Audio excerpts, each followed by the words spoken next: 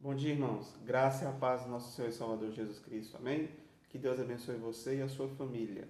Irmãos, eu estou com um pouco com a voz rouca e se no meio do vídeo eu acabar tossindo, vocês não se espantem não, que é só uma gripe que eu peguei. Não é Covid, tá? Logo avisando, não é Covid, então o irmão pode ficar tranquilo, sossegado. A gente vai se ver domingo na igreja.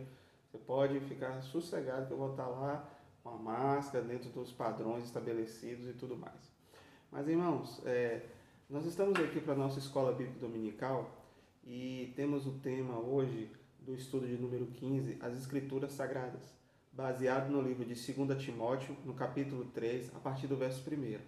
E Paulo, quando ele escreve essa carta a Timóteo, ele diz o seguinte: Sabe, porém, isto, que nos últimos dias sobrevirão tempos trabalhosos, porque haverá homens amantes de si mesmos, avarentos, presunçosos, soberbos, blasfemos, desobedientes a pais e mães, ingratos e profanos, sem afeto natural, irreconciliáveis, caluniadores, incontinentes, cruéis, sem amor para com os bons, traidores, obstinados, orgulhosos, mais amigos dos deleitos do que amigos de Deus, tendo aparência de piedade, mas negando a eficácia dela. Destes, afasta-te, porque destes números são os que se introduzem pelas casas e levam cativas mulheres nécias carregadas de pecados, levadas de várias concupiscências. Versículo 7 terminando, pelo menos por enquanto. Que aprendem sempre e nunca podem chegar ao conhecimento da verdade. Irmão, o apóstolo Paulo ele começa a descrever nessa carta aqui a necessidade de conhecimento que Timóteo deve ter. E a melhor maneira que a gente tem de conhecer pessoas desse tipo é a gente tendo conhecimento cada vez mais de Deus, nos aproximando cada vez mais de Deus, buscando ter mais intimidade com Deus. E a intimidade com Deus a gente busca orando, a gente busca em comunhão, jejuando, se santificando e estudando e aprendendo mais da palavra de Deus. E como nós temos o tema hoje, as Escrituras Sagradas, nós vamos conversar um pouquinho hoje sobre o que é as Escrituras Sagradas, como que a Bíblia é, como que ela está dividida, como é que funciona isso e o que ela representa para nós. Bom, o primeiro tópico que nós temos hoje é a Bíblia, a palavra de Deus. A palavra Bíblia, como a gente conhece, B-I-B-L-A, ela é derivada da palavra Biblion, que significa livros. Se não me engano, essa palavra é grega. A cidade grega de Biblos, na atual Gebei, no Líbano, ela era compradora de papiro do Egito. Talvez tenha sido por aí, há uma hipótese de que a palavra Bíblia tenha se originado através dessa cidade chamada Biblos. É por isso que a gente usa essa terminologia. Mas a Bíblia, ela é a autorrevelação de Deus para o homem. Deus, ele se revelou aos seres humanos. Deus se revelou através da criação, através da natureza, através de tudo que ele fez. A própria palavra deles diz: os céus contemplam a glória de Deus e o firmamento anuncia a obra de suas mãos. E quando você lê todo o contexto da palavra de Deus, desde Gênesis até Apocalipse, a Bíblia foi escrita em aproximadamente 1.600 anos de história. Em aproximadamente 1.600 anos cronológicos, corridos, vamos dizer assim, 1.600 anos corridos, a Bíblia foi escrita entre 39 a 40 autores diferentes. 39 se você considerar que o apóstolo Paulo escreveu o livro de Hebreus, ou 40 autores se o livro de Hebreus não foi o apóstolo Paulo. Então, entre 39 e 40 autores. E a Bíblia, ela só tem somente um raciocínio, ela só tem somente uma lógica. Ela tem somente uma função, uma ideia. Então, a Bíblia, ela começa Deus se revelando ao homem, dizendo o que ele criou, tudo que ele criou, e termina Deus se revelando ao homem novamente, falando como que vai ser o final dos tempos. E às vezes a gente ilude, né, achando que o livro de Apocalipse é um livro que fala sobre o fim do mundo. Não é um livro que fala sobre o fim do mundo. Ele é um livro que fala sobre o final dos tempos e a revelação de Deus nesses finais de tempos. Esses finais de tempo que nós vivemos hoje. Os finais, nós já vivemos os finais de tempos hoje. Hoje já tem várias marcas, vários sinais, várias ideias de que a volta de Jesus está cada vez maior. Bom, como é que a Bíblia se divide? A Bíblia se divide em Antigo e Novo Testamento, o que é comum, né? A Bíblia ela é a palavra de Deus devido à sua canonicidade. Pastor, o que é isso? Onde eu vou? Canonicidade, irmão, é o estudo do reconhecimento e da compilação dos livros que formam a Bíblia. Para você formar a Bíblia, para você pegar os livros que estão na Bíblia, Mateus, Lucas, Amós, Gênesis, Salmos, Cantares, e colocar tudo isso dentro da Bíblia, houve-se um estudo, houve-se uma preparação para isso, houve uma separação chamada canonicidade. E essa canonicidade é o que estabeleceu. A palavra cânon, ela significa régua. Aí a tosse aí, ó. A palavra cânon, ela significa régua. A ideia de uma régua, de um padrão, de uma medição, algo que você estabelece como padrão. Então, os parâmetros para você separar um livro, para ele entrar no cano bíblico, no cano da Bíblia, ele era, primeiro, a autorização, ele tinha que ser autorizado para que isso acontecesse, ele tinha que ser um livro profético, ele tinha que ser digno de confiança, ele tinha que ser um livro dinâmico, ou seja, com o passar dos anos esse livro não podia ficar obsoleto, e aí, em nenhum livro da Bíblia é obsoleto, e ele tinha que ser aceito da igreja, ele tinha que ser aceito pela igreja. No início da era cristã, existia muitos livros apócrifos, dezenas de livros apócrifos. Dizem que existiu o Evangelho de Maria Madalena, o Evangelho de Jesus, uma terceira carta do apóstolo Paulo à igreja de Corinto, o Evangelho de Pedro, o outro Evangelho de Judas, e o povo fala assim, o Evangelho de Judas foi descoberto e agora a nova revelação. Gente, desde o século II tinha uma porretada de evangelho circulando aí, o que apareceu aí é só mais um, mais outro. A Bíblia ela é única, ela é canônica, ela é a revelação de Deus. Então, quando você escutar alguém falar assim, pastor, eu fiquei sabendo de um novo livro que foi revelado e tal, irmãos, pode ficar tranquilo, que não tem nada de bíblico, não tem nada de revelação de Deus. Tudo que Deus tinha que revelar, ele se revelou somente na Bíblia dele, e tudo que nós precisávamos saber está lá. Então, quando você escutar alguém, o jornal está dizendo de um novo livro que surgiu, não, isso é besteira, isso é bobagem, não dá atenção para isso. Isso como dizem, né? É a ideia da oposição querendo falar alguma coisa a respeito do Evangelho de Cristo. Mas, irmãos, a palavra de Deus, ela, como a Bíblia, ela é a revelação de Deus para o homem. E ela precisa passar por 5 parâmetros para que ele pudesse ser introduzido no cânon. Irmãos, esses parâmetros, eles não eram tão simples. Olha só, autorização, profecia, digno de confiança, dinâmica e aceitação da igreja. Imagine você pegar um livro onde ele tivesse tudo isso. Tinha um livro que quase entrou na Bíblia, chamado Pastor de Hermas. O nome do livro chama-se esse, Pastor de Hermas. E ele foi um livro muito aceito pela igreja, mas quando foi avaliar, muitas igrejas não concordavam, então ele não foi aceito pela igreja de uma forma universal. Antigamente, na era cristã, no início da era cristã, não existia a igreja batista, presbiteriana, metodista, não. Tudo era uma igreja, não tinha a igreja universal de Jerusalém, a igreja pentecostal de Belém, não, era uma igreja. E ela tinha que ser aceita por todas as igrejas. Os bispos se reuniam, e aí os pais da igreja, né? Os pais da igreja junto com os bispos, eles se reuniam para definir qual cânon que ia ser usado. E aí homens de Deus, separados por Deus, eles eram selecionados para realizar essa tão gloriosa tarefa. Então tudo isso, irmãos, era o que era necessário para que a Escritura fosse compilada e a Escritura fosse separada para que ela fosse introduzida e formasse. E assim tivesse o cânon bíblico, tivesse a Bíblia propriamente dita. Pensar que ela começou lá no Antigo Testamento, né, a lei de Moisés, o Pentateuco, os livros proféticos, os livros históricos, tudo isso foi sendo compilado ao ponto de quando chegou no Novo Testamento, teve que se fazer um estudo novamente, e tudo isso realizado com o quê? Realizado primeiro com muita oração, com muita busca, mas também com muito estudo e dedicação e a obra do Espírito Santo. E por falar em Espírito Santo, né, o segundo tópico que nós temos é a inspiração das Escrituras Sagradas. A palavra Bíblia, a gente pode dizer que a inspiração da Bíblia, ele é o sopro do próprio Deus. Está lá no livro de 2 Timóteo, no capítulo 3, no versículo 16, quando Paulo ele escreve e diz o seguinte: toda a Escritura é divinamente inspirada e proveitosa para ensinar, para redarguir e para corrigir e para instruir em justiça. Ou seja, não é algo qualquer. Toda parte da Escritura é o que eu canso de falar com todo mundo quando eu estou pregando ou lecionando.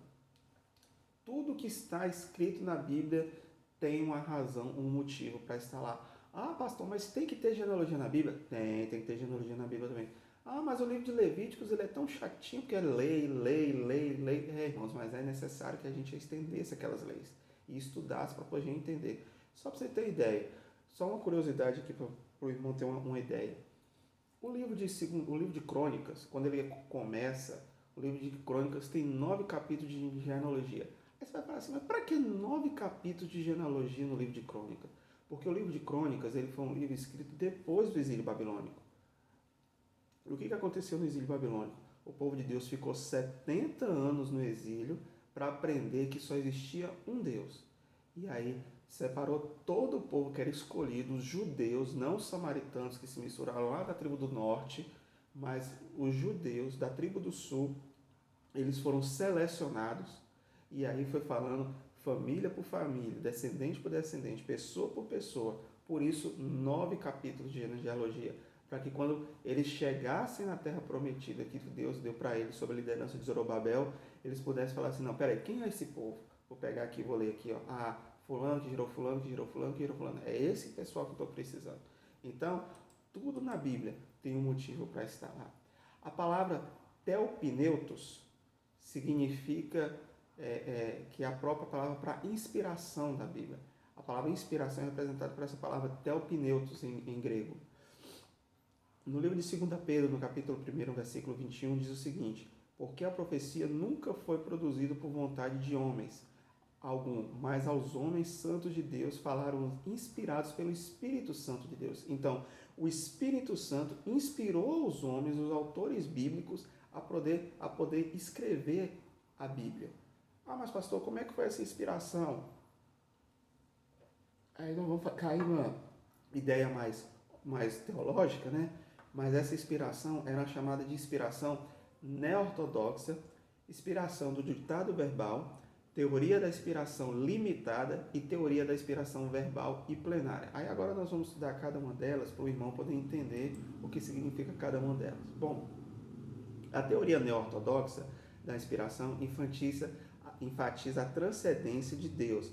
A neortodoxia ensina que Deus é tão completamente diferente de nós que a única maneira que poderíamos conhecê-lo é através da revelação direta.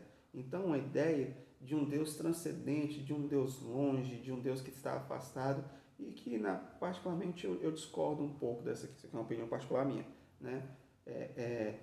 Dá uma ideia de um Deus que ele pode ser conhecido somente através da sua criação. Segunda coisa é a teoria do ditado verbal. Vê Deus como autor da escritura e os agentes humanos individuais como secretários recebendo algo. Você lembra na escola, quando o seu professor fala assim, vamos fazer um ditado. Ah, escreve a letra K, escreve a palavra casa, escreve aí carro, pato, macaco. Aí você escrevia lá do jeitinho que a professora falava. Gente, não foi assim que Deus fez.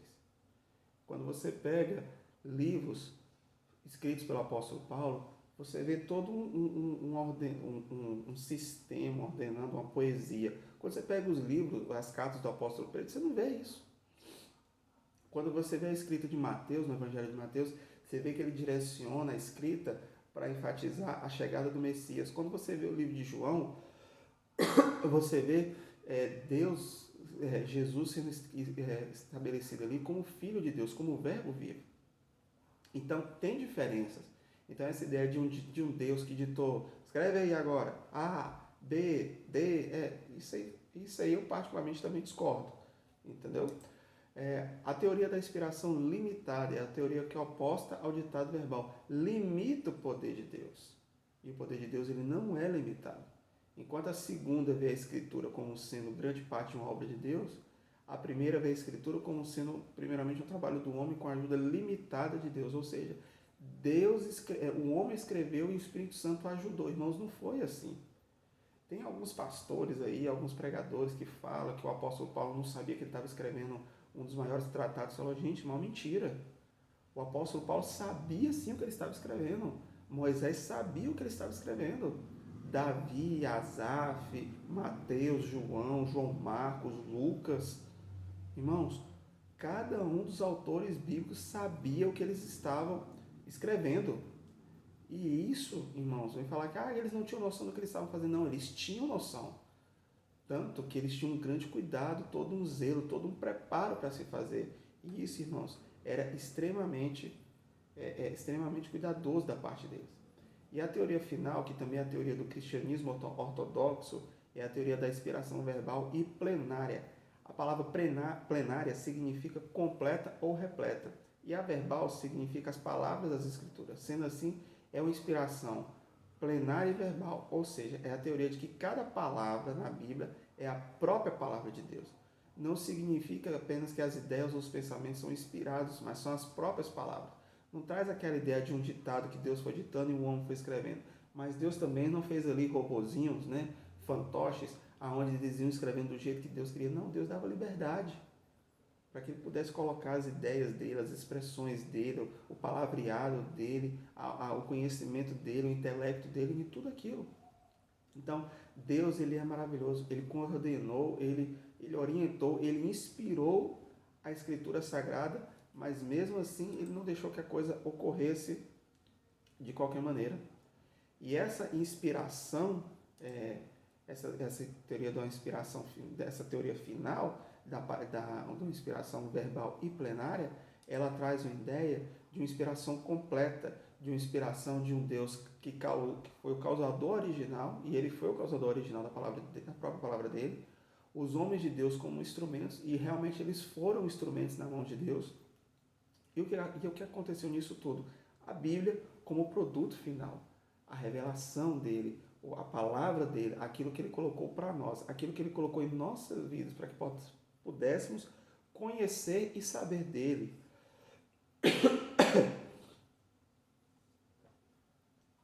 Outro tópico que nós temos, a ideia, é que a Bíblia é a nossa única regra de fé e prática. Irmãos, única regra de fé. Única regra de prática. Pastor, como assim? Única regra de fé e prática. Irmãos, quando você compra um aparelho novo para sua casa, uma televisão, um celular, você deveria, em teoria, você deveria ler o manual para saber as funções do aparelho. O que você faz? Você vai na internet, digita o modelo do aparelho, a marca e tudo mais, aí você vê os tutoriais e tal, e o manual fica lá no canto. Ou seja, você não está fazendo do manual de instruções o único manual do aparelho. Você está buscando fontes de vídeos, tutoriais, sites e tudo mais. Com a palavra de Deus, nós não podemos fazer isso. Com a palavra de Deus, quando diz que é a nossa única regra de fé, é isso que a gente entende, que é a única regra de fé mesmo. Se a palavra de Deus diz, que quando Jesus diz lá, eu sou o caminho, a verdade e a vida, ninguém vem ao Pai senão por mim, é porque não tem uma segunda opção. Não tem um outro caminho. Não tem uma opção onde você pode escolher, mas eu não quero seguir a Jesus, mas eu quero ver o Pai, eu quero conhecer o Pai, eu quero estar próximo de Deus. Irmãos, ou conhece Jesus, ou não conhece o Pai. Não tem meio termo. Não tem como você conseguir isso aí. Quando a gente está na escola, o que o professor fala? Quer tirar nota boa? Quer aprender? Estuda. Ah, professor, aí eu vou e colo. Aí vem aquele famoso ditado, quem cola não sai da escola. Ou se sai da escola, não se torna um bom profissional. Irmãos, não tem como você ter conhecimento sem estudar. Não tem como você aprender uma língua nova se você não for estudar. Não tem como você aprender a fazer um bolo se você não for fazer. Não tem como você conhecer a Deus e seguir a única regra dele de fé, que é a Bíblia, você buscando outra opção. Você buscando conhecimento de homens, buscando preceitos de homens. Mas pastor, mas na teologia não é conhecimento de homem, como Lutero, como Calvino, como Melanchthon, irmãos. Teologia. Nós estamos falando de regras de fé. A Bíblia como uma regra de fé. A teologia, ela pode ser a ciência que estuda Deus e que ajuda a estudar a Bíblia. Mas no momento em que a teologia, ela contradiz o que a palavra de Deus fica, eu fico com a palavra de Deus. Eu não fico com a teologia. A teologia foi criada ela é estudada por homens e ela é escrita por homens e a palavra de Deus foi escrita por ele mesmo, porque a palavra dele, às vezes a gente fica vendo aí pastores perdendo tempo e tal, a Bíblia é ou contém a palavra de Deus? A Bíblia é porque contém porque ela é. Tudo que Deus colocou é a palavra dele e tudo que está na Bíblia contém a palavra dele. O cristão ele tem que entender que a Escritura é o seu único guia. Se chega em algum momento em que a Escritura contradiz o ensino do líder, então você fica com a Escritura. Se o líder falar, a partir de agora nós vamos por tal caminho, mas se a palavra de Deus diz, não, nós devemos seguir sempre esse caminho, você pega o que o líder da sua igreja ensinou, coloca de lado e fala assim, não, meu líder, o que a palavra de Deus diz? Eu sigo a palavra de Deus que está aqui. É isso que eu faço. É isso que o cristão tem que entender. Única regra de fé, única regra de prática. Se a palavra de Deus diz que nós temos que celebrar a ceia, nós vamos celebrar a ceia. Se a palavra de Deus diz, lá no Evangelho de Mateus, quando Jesus ele diz que fizeste-os bem aos pequeninos, também fizeste a ele, é isso que nós vamos fazer aos necessitados, aos pobres de espírito, aos desamparados. É isso que nós vamos fazer. Se a palavra de Deus nos diz para fazermos isso, nós não temos uma outra opção de não fazer. Quando Jesus ascende aos céus, ele diz, ide por onde? Por toda a Galileia, por toda a Samaria e por toda a Judéia e até os confins da terra. Fazendo o quê? Pregando o meu evangelho. Falando do meu evangelho, falando daquilo que eu fiz. Se Jesus está dizendo para os apóstolos, vão e façam isso, eles não tinham opção de não fazer. Eles tinham que fazer. Se Jesus está dizendo para nós, ir por todo mundo e pregar o evangelho, nós temos que ir por todo mundo pregar o evangelho. E nós não temos a opção de não querer fazer. Nós não temos a opção de escolher não fazer. Nós só temos uma opção, que é obedecer a Deus. E a própria palavra dele diz, é melhor obedecer do que sacrificar. Irmãos, eu fico vendo um homem como Abraão. Abraão, ele nasceu em Ur dos Caldeus. Abraão, ele cresceu e ele estava numa região, numa cidade, onde adorava deuses pagãos. Então, ele cresceu e conviveu com costumes pagãos. Ele viveu numa cidade que deveria ter suas festividades, ter as suas oferendas, ter as suas lojas que produziam ídolos, ter as suas lojas que vendiam animais para ofertar no templo. Tudo a deuses pagãos. E aí Deus vira para Abraão e fala assim, sai da tua terra, da tua parentela, para a terra que te mostrarei, e de ti farei uma grande nação, e tu serás uma bênção. Abençoarei os que te abençoarem e amaldiçoarei os que te abençoarem. Abraão estava lá sossegado de boa em Ur dos Caldeus, e aí ele sai de Ur dos Caldeus, junto com sua família, chega em Harã, depois ele sai de Harã, vai para o Egito, depois ele sai de Harã, vai para os carvalhais de Manre, lá de Manre ele vai para o Egito, do Egito ele volta para os carvalhais de Manre, e aí a história desenrola, e aí ele se separa de Ló, e várias coisas vão acontecendo, e Deus colocando Abraão nisso tudo, e aí Deus promete um filho a Abraão, e quando ele recebe esse filho, o anjo do Senhor vira para ele e fala assim, agora vai lá e sacrifica seu filho. E o que Abraão fez? Foi lá para sacrificar o filho.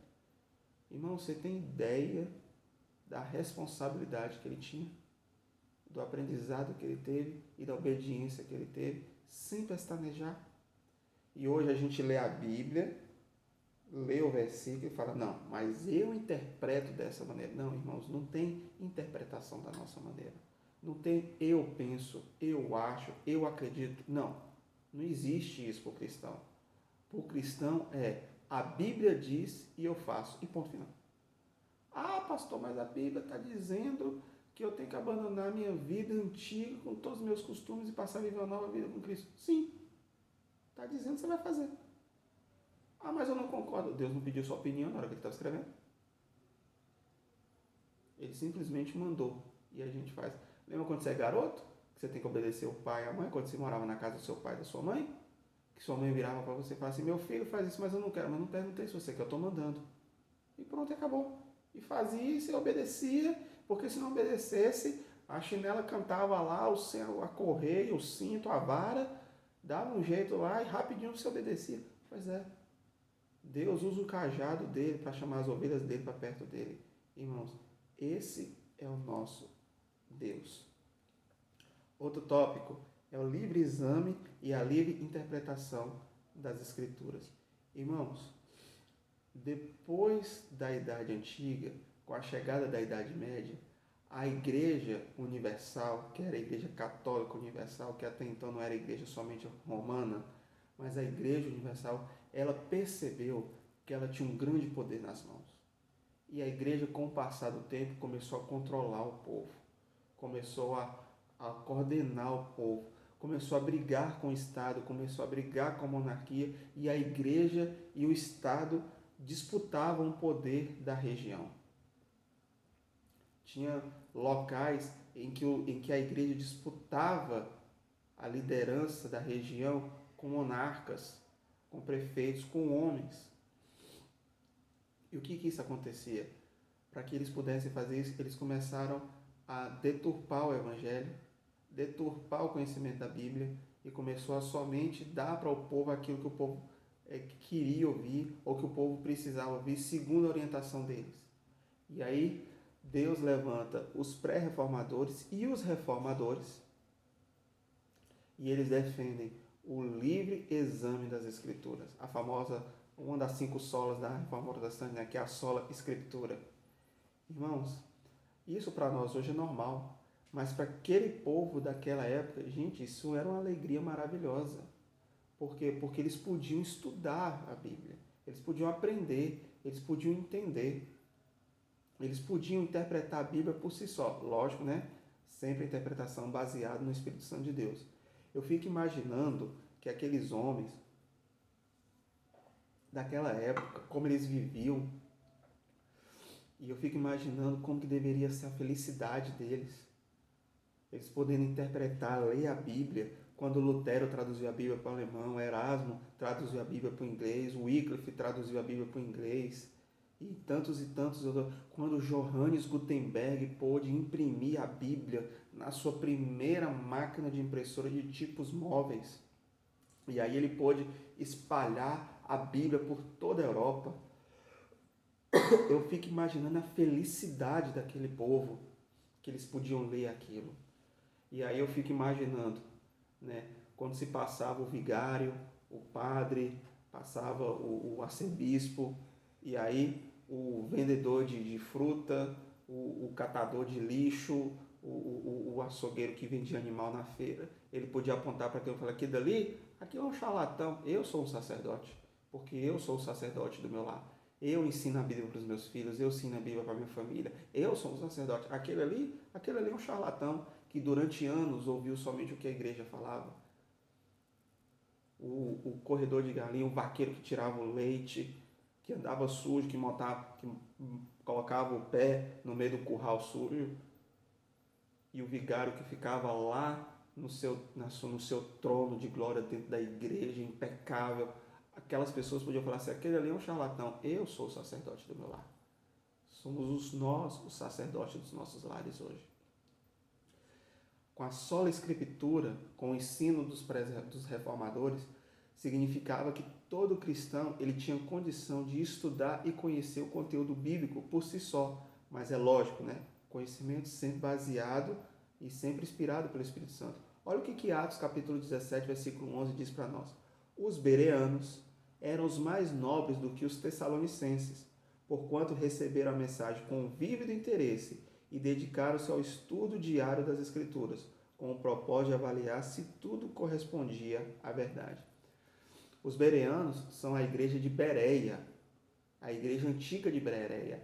Eles ouviam o escrito, ouviam a palavra, ouviam o que se falava, e eles iam na palavra de Deus e falavam assim, mas peraí, isso condiz com o que a Bíblia está dizendo? Isso condiz com o que o Evangelho está falando. Irmãos, é isso que nós temos que fazer hoje. É isso que nós, Igreja de Cristo, precisamos ouvir hoje. Você abre o seu computador, você abre o seu smartphone, você vê dezenas de canais, centenas de canais de pastores pregando via Instagram, via rede social, via vídeos, com sites, com blogs e tudo mais. E tudo isso para quê? Muitas vezes eles estão pregando um evangelho que não diz com a verdade do evangelho. Eu já escutei pastores dando aula na igreja falando que o apóstolo Paulo achava que ele estava escrevendo cartinha para o amigo dele. Gente, que mentira!